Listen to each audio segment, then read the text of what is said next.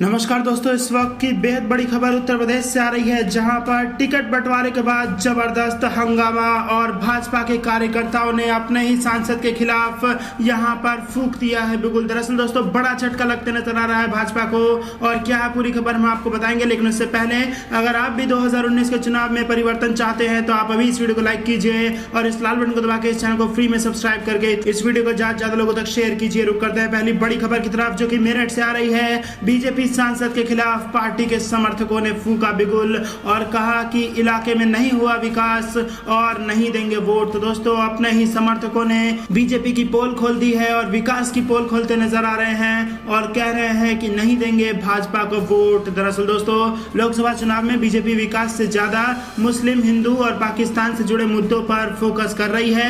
वहीं विकास नहीं होने से आम जनता के साथ बीजेपी के समर्थकों ने केंद्र की मोदी सरकार को सबक सिखाने का मन बना लिया है। इसकी एक बानगी उत्तर प्रदेश के मेरठ में देखने को मिली। मेरठ के सिसोली गांव और उसके आसपास के लोग इलाके का विकास नहीं होने से बेहद नाराज हैं। नाराजगी का आलम यह है कि यहां के लोगों ने बीजेपी के मौजूदा सांसद राजेंद्र अग्रवाल के चुनाव लड़ने का जोरदार विरोध किया है। मेरठ के सिसोली गांव में शनिवार को महापंचायत कर बीजेपी समर्थकों ने बीजेपी के मौजूदा सांसद के चुनाव लड़ने का विरोध किया। बीजेपी के समर्थकों ने पंचायत में यह फैसला लिया है कि अगर पार्टी मौजूदा सांसद को यहां से चुनाव मैदान से नहीं हटाती तो वो नोटा का इस्तेमाल करेंगे। उनका कहना है कि इलाके में विकास नहीं हुआ है और मौजूदा सांसद राजेंद्र अग्रवाल किसी भी गांव में नहीं गए हैं। इससे पहले 21 मार्च को बीजेपी की ओर से जारी सूची में राजेंद्र अग्रवाल को यहां से उम्मीदवार बनाया गया था। जैसे ही यह खबर इलाके के लोगों को लगी, लोगों ने विरोध करना शुरू कर दिया। इलाके में बैनर लगाकर राजेंद्र अग्रवाल को वोट नहीं देने की घोषणा की। सिसोली गाँव और उसके आसपास के इलाकों में भी बीजेपी सांसद राजेंद्र अग्रवाल के खिलाफ बैनर लगे हुए हैं। लोगों का कहना है कि जिस नेता ने 2 बार सांसद रहते हुए सड़क तक नहीं बनवाई उसे वोट नहीं देंगे। तो दोस्तों बेहद बड़ी खबर उत्तर प्रदेश से आ रही है, जहां पर बड़ा झटका लग सकता है मेरठ में भारतीय जनता पार्टी को, और अपने ही समर्थकों ने पार्टी के खिलाफ फूंक दिया है बिगुल और कहा कि इलाके में कोई विकास नहीं हुआ है और हम वोट उनको नहीं देंगे। और इसी के साथ विकास के तमाम दावों की पोल खोल दी है। रुक करते हैं अगली बड़ी खबर की तरफ। कांग्रेस ने किया बीजेपी पर बड़ा हमला। देश प्रेम का नाटक करने वाले पीएम मोदी पाकिस्तान को लिखते हैं लव लेटर। दरअसल दोस्तों कांग्रेस पार्टी का बड़ा बयान निकल के आया है। कांग्रेस ने पाकिस्तान के राष्ट्रीय दिवस के मौके पर प्रधानमंत्री नरेंद्र मोदी द्वारा शुभकामनाएं भेजे जाने से जुड़ी खबरों को लेकर शनिवार को उन पर तीखा हमला बोला और दावा किया कि मोदी ने चोरी छिपे लव लेटर लिखा, लेकिन पाकिस्तान प्रायोजित आतंकवाद का कोई उल्लेख नहीं किया। कांग्रेस प्रवक्ता रणदीप सुरजेवाला ने पत्रकारों को संबोधित करते हुए पीएम मोदी से पूछा कि मोदी जी क्या यही आपका राष्ट्र प्रेम है। सुरजेवाला ने कहा कि हमने देखा कि मोदी जी ने पाकिस्तान के राष्ट्रीय दिवस पर इमरान खान को चोरी छिपे लव लेटर लिखा, लेकिन उसमें पाकिस्तान प्रायोजित आतंकवाद और पाकिस्तानी आतंकी संगठनों एवं आईएसआई द्वारा किए जा रहे आतंकवाद की चर्चा करना भूल गए। मोदी जी क्या यही आपका राष्ट्र प्रेम है। उन्होंने कहा कि इन सारी चीजों पर पर्दा डालने के लिए मोदी जी ने अमित शाह को भेज दिया है। सुरजेवाला ने पीएम मोदी और अमित शाह से 10 सवाल भी पूछे। उन्होंने कहा कि मोदी जी अपने लव लेटर में लश्कर तैयबा, जैश ए मोहम्मद और दाऊद इब्राहिम और दूसरे आतंकवादियों की बात क्यों नहीं करते। उन्होंने सवाल किया कि मोदी जी बिना बुलाए पाकिस्तान क्यों गए थे। पठानकोट हमले की जांच के लिए आईएसआई को क्यों बुलाया था। अमित शाह ने आईएसआई की तारीफ क्यों की थी। कांग्रेस प्रवक्ता ने पूछा कि क्या यह सच नहीं है कि बीजेपी के आईटी सेल से जुड़ा ध्रुव सक्सेना पाकिस्तान के लिए जासूसी करते हुए पकड़ा गया था। महाराष्ट्र के बीजेपी नेता एकनाथ खड़से की दाऊद इब्राहिम से बातचीत वाले टेप की जांच क्यों नहीं कराई गई। क्या यह सही नहीं है कि प्रधानमंत्री की मौजूदगी में पीडीपी नेताओं ने पाकिस्तान की तारीफ की थी। सुरजेवाला ने आगे कहा कि दाऊद इब्राहिम की पत्नी भारत आई, लेकिन मोदी सरकार ने उसे गिरफ्तार नहीं करवाया। ऐसा क्यों हुआ। मोदी और अमित शाह की सरकार ने राष्ट्रहित को नुकसान पहुंचाया है, इसके लिए उन्हें माफी मांगनी चाहिए। रणदीप सुरजेवाला ने पुलवामा हमले को मोदी सरकार की सबसे बड़ी विफलता करार दिया। उन्होंने कहा कि पुलवामा में सीआरपीएफ के काफिले पर हुआ हमला मोदी सरकार की राष्ट्रीय सुरक्षा से जुड़ी सबसे बड़ी विफलता है। तो दोस्तों बेहद बड़ी खबर निकल के आ रही है। जबरदस्त चुनावी मोड में कांग्रेस पार्टी और राष्ट्रवाद के मुद्दे पर घिरती नजर आ रही है भारतीय जनता पार्टी।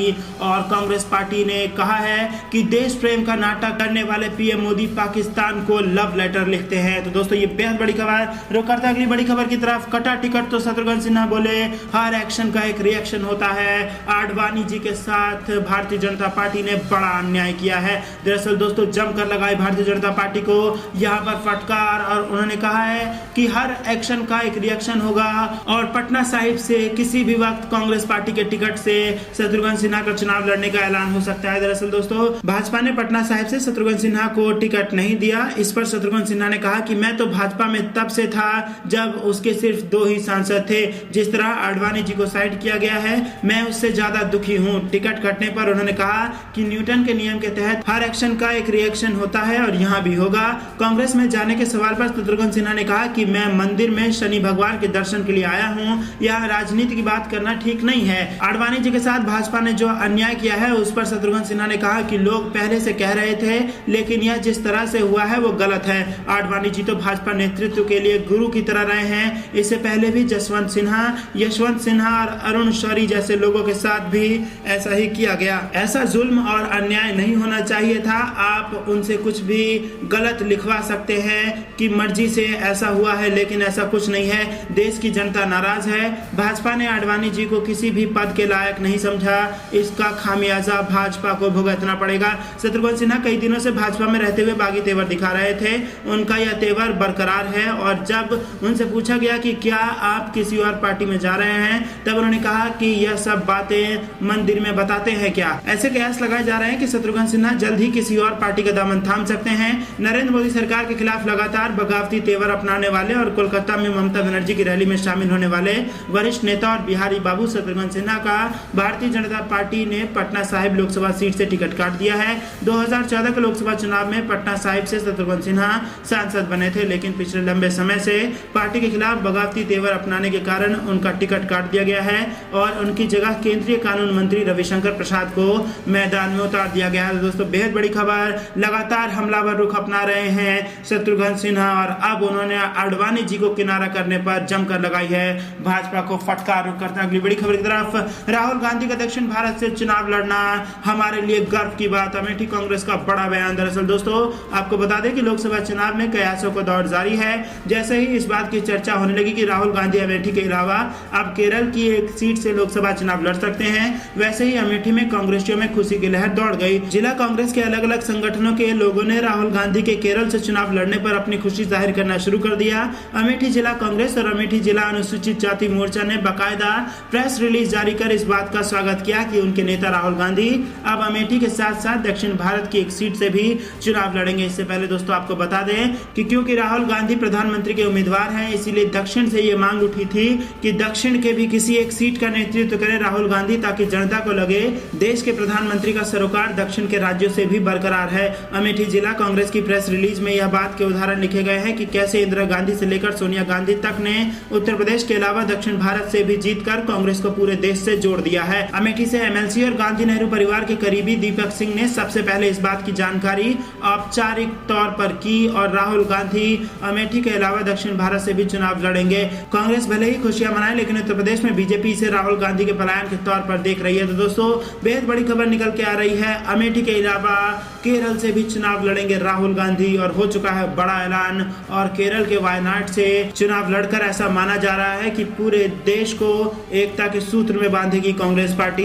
इसके पहले की बड़ी खबर में हमने जिक्र किया था शत्रुघ्न सिन्हा का, जिन्होंने दिया है भारतीय जनता पार्टी को जवाब और कहा कि हर एक्शन का एक रिएक्शन होता है। आपने मेरा टिकट काटा, इसका भी रिएक्शन होगा।